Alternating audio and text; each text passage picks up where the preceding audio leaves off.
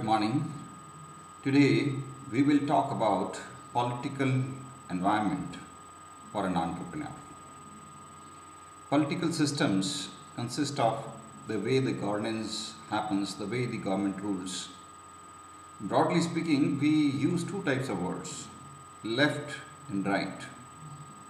Extreme of both is harmful. Extreme of anything is harmful for that matter. So what is extreme left? Extreme of left is what we call as communist governments. Communism is against entrepreneurship because communism is based on the belief that there is only one estate, that is the government. There is no class difference. Everybody has to abide by same rules, regulation, no freedom for anybody. And this is a type of totalitarian regime. And in this kind of environment, entrepreneurship cannot flourish.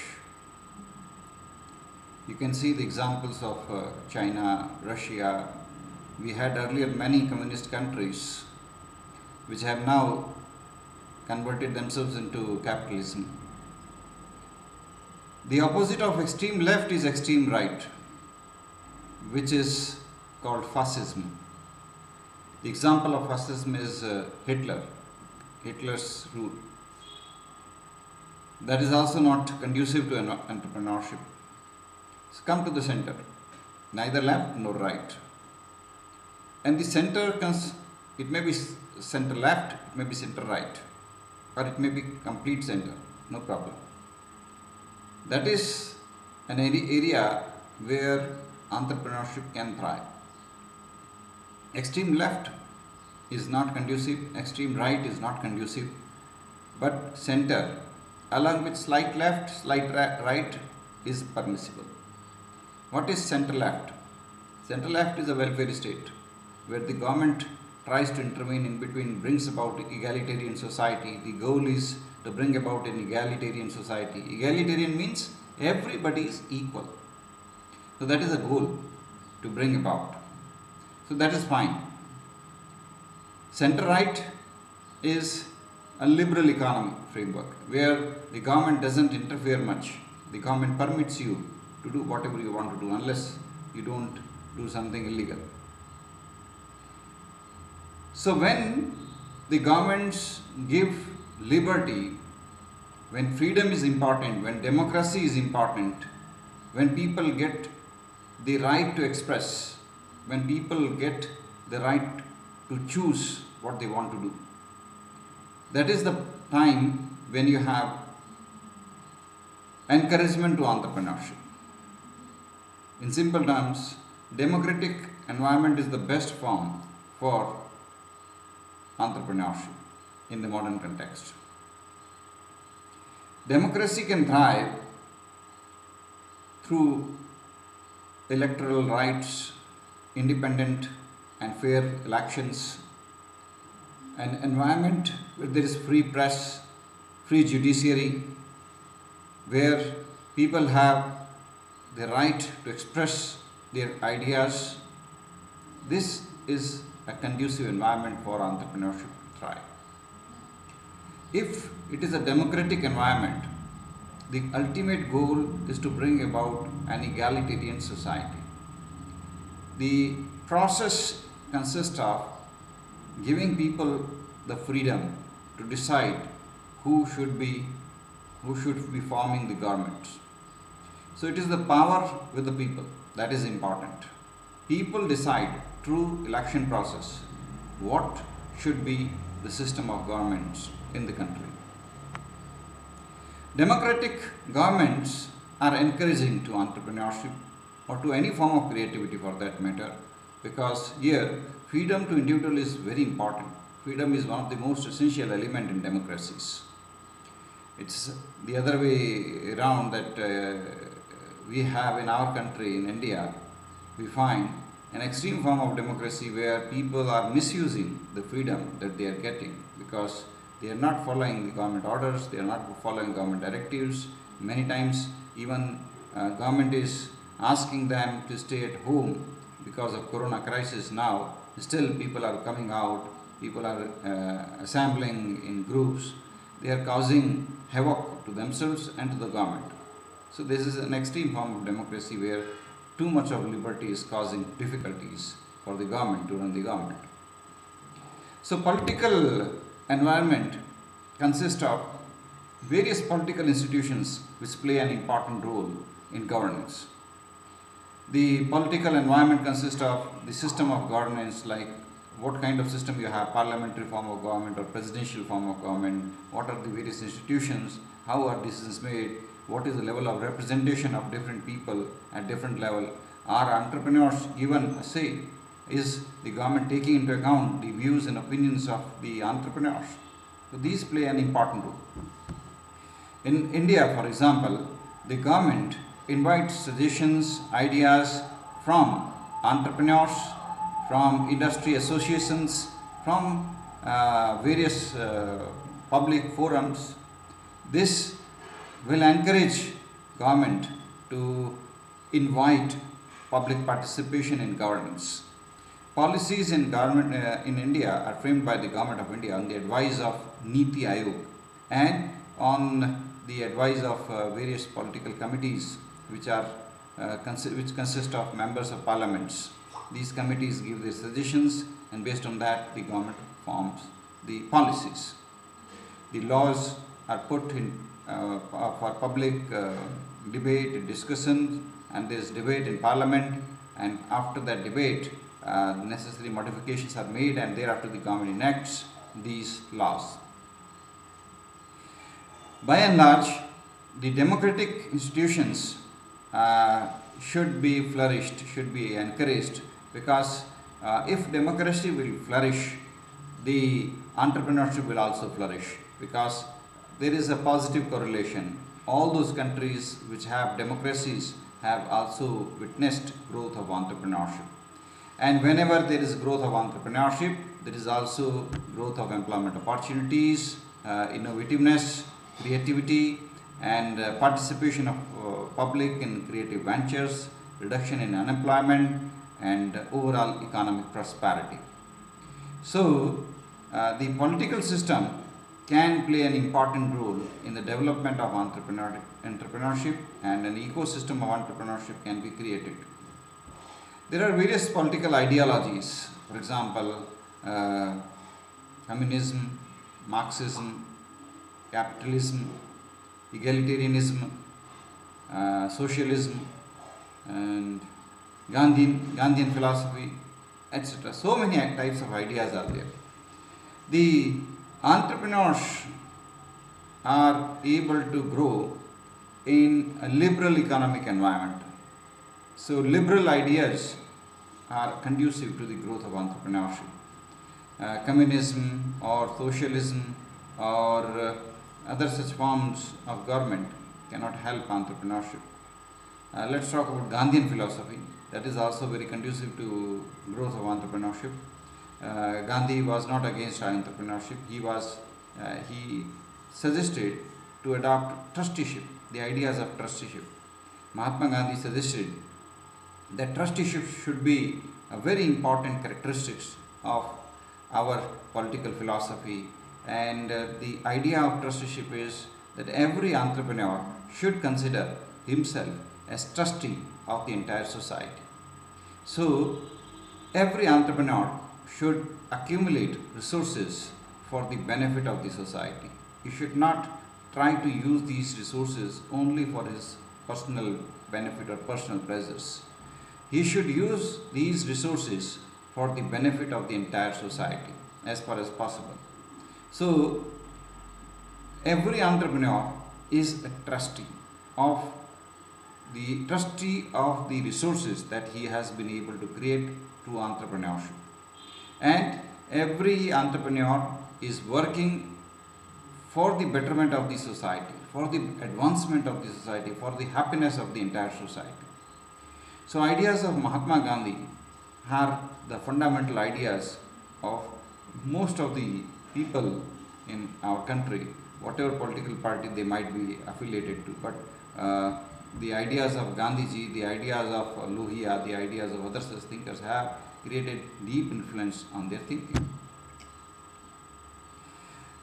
Most of the countries have two political parties. For example, in the United States, we have two parties, Republicans and Conservatives, and Republicans and Democrats. They are most important parties. In India, we have two important parties, for example, Congress and BJP. Of course, there are some other parties also. So, the political ideas of these political parties also play an important role. However, what we have witnessed is that most of the political parties, whether it is leftist or rightist or whatever it is, now all of them support FDI, foreign direct investment. All of them have now started giving their support for liberalization of Indian economy. So since 1991, the overall policy in our economy is that of LPG, liberalization, privatization and globalization. Liberalization means the government gives freedom to entrepreneurs. The interference from the government is minimized. The paperwork that is required to run an enterprise, the formalities that are required are minimum. You don't have to take clearance, you don't have to take permission from government. You have some guidelines of the government, you read them, follow them and do whatever you want to do in your business. So long as you follow the guidelines, there is no problem. If you are doing something illegal or if you are doing something wrong, there will be an action against you. So that is called liberalized system of policies. The advantage of liberalization framework is that prior to 1991, it was very difficult for an entrepreneur to take permission. We had license Raj. What is the meaning of license Raj? It means if you have to set up a factory, you have to take permission from the government, you have to take license, and there would be a quota. You cannot produce beyond that quota. So every entrepreneur, every manufacturer would be given certain quota that you can produce this much of quantity, right? This era of quota Raj or license Raj was abolished from 1991, and there were many draconian laws which prohibited entrepreneurs, which required entrepreneurs to take permissions from the government. They have been removed.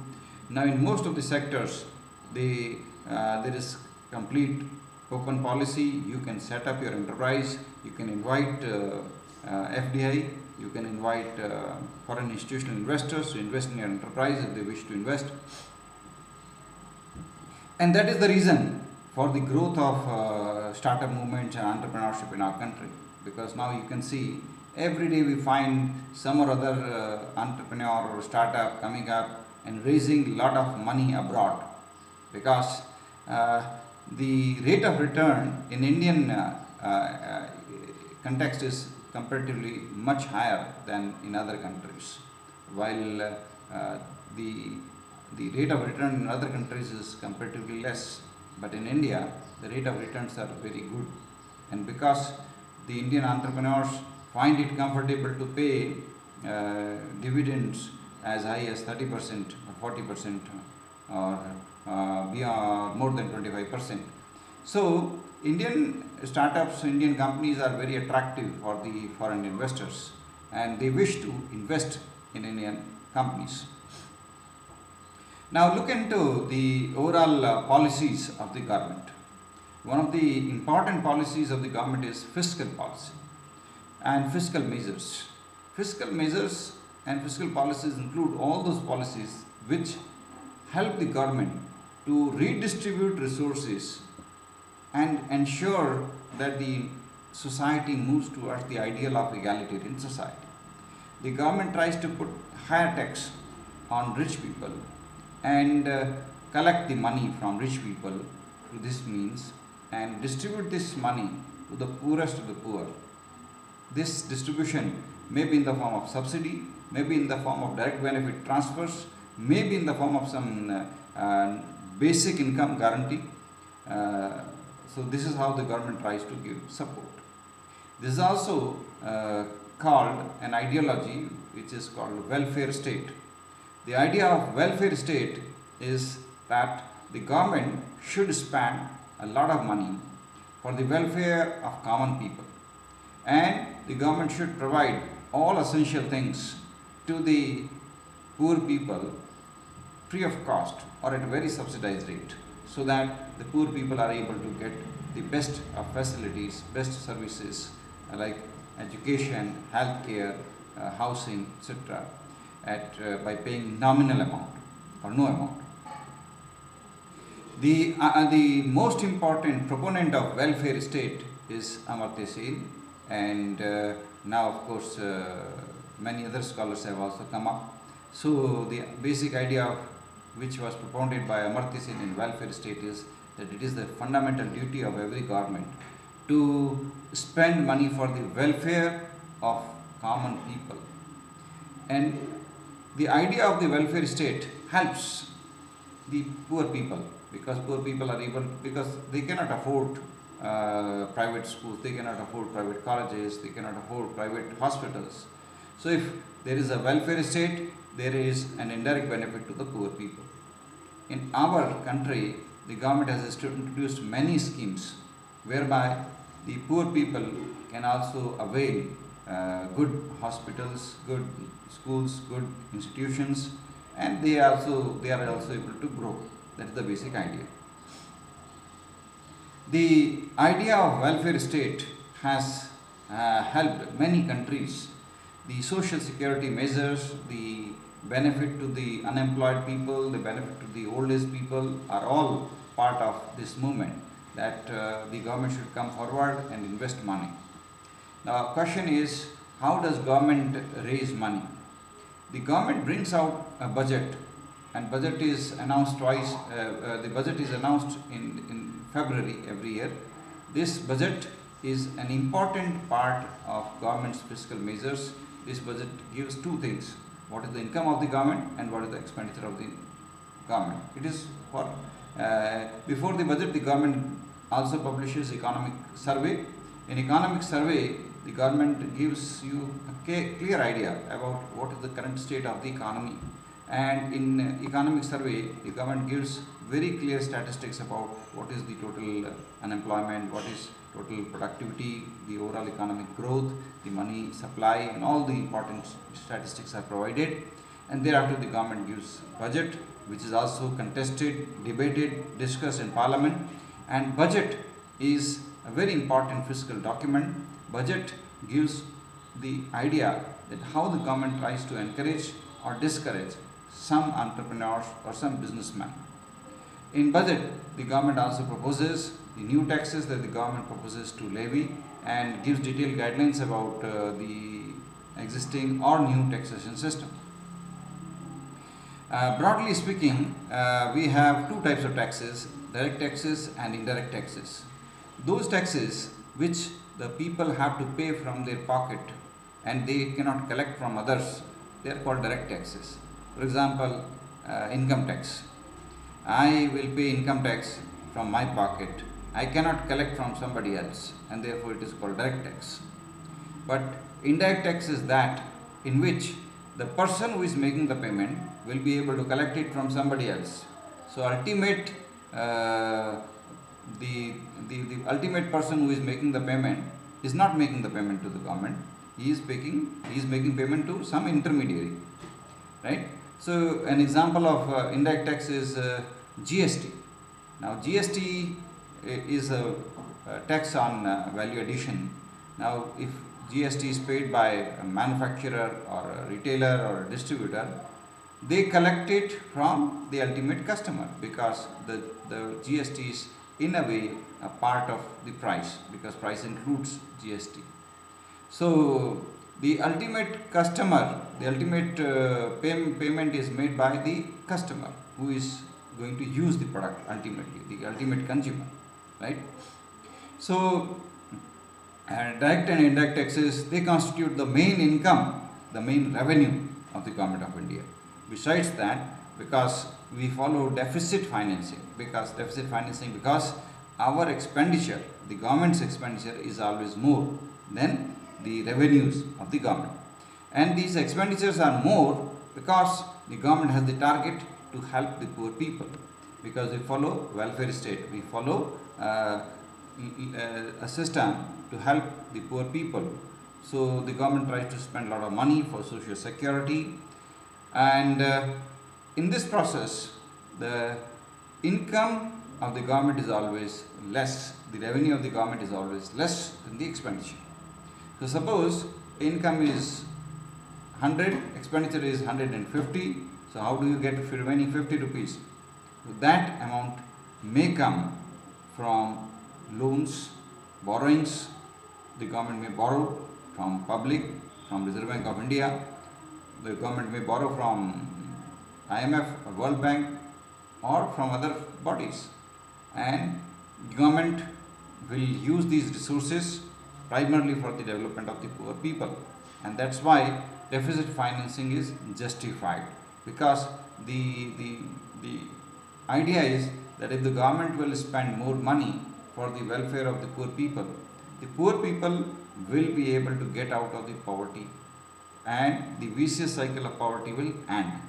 And if the money comes in the hands of the poor people, they'll use that for buying something, and in that indirectly it will strengthen the overall economy of the country. So the government borrows some money, takes some money from Reserve Bank of India as loan. The Reserve Bank of India may print some currency in order to provide loan to the government, and in this way the government works. So budget is a very important document, and there are many political institutions like panchayats, like parliaments, like legislatures. They also play a very important role, and there is a body called Niti Aayog which frames policy guidelines and which encourages entrepreneurs also to come forward, because you can see today we have Atal Innovation and Atal Incubation Centers. These centers have been planned and executed by Niti Aayog, and the primary aim is to promote entrepreneurs, to encourage entrepreneurship, and this kind of things will help our country to develop, to become innovative. So this is another important body. The Government of India has a lot of economic advisors who give advice to the government about what should be done to promote entrepreneurship. Lot of institutions have been set up across the country to frame policies, to frame ideas, and to execute small entrepreneurship awareness programs.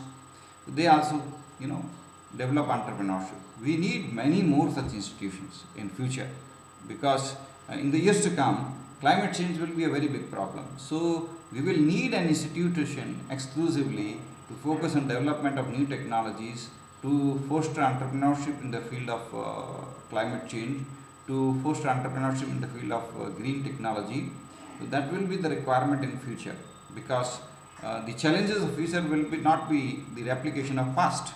The future will always be different from the past, and we cannot solve the problems of tomorrow by using the technologies or the ideas of the past, right?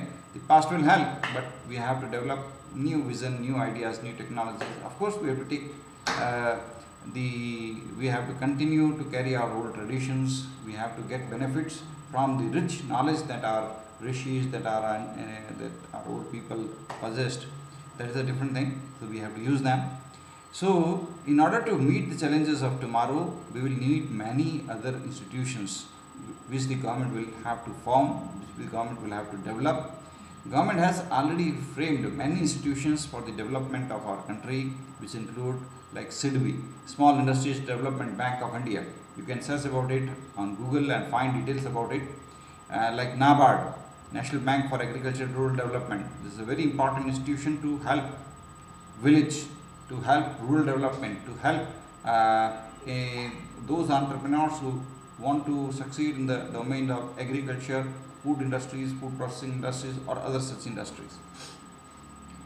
So we will need many more such institutions, such organizations in the years to come. Broadly speaking, our country is still a developing country, and we need many such institutions to develop.